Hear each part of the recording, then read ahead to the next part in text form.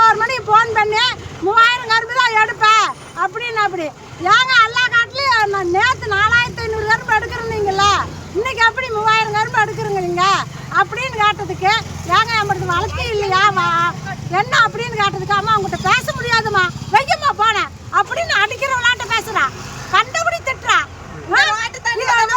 காட்டுல வேலை செய்வாங்க, என்ன சும்மா வேலை செய்யறாங்க, வீட்டுல கவர்மெண்ட் சம்பளம் வாங்கிட்டு தானே வேலை செய்யறாங்க, மரியாதை கொடுக்கணும்ல. விவசாயம் தான் அவங்களுக்கு அவ்வளோ கேவலமா போச்சா?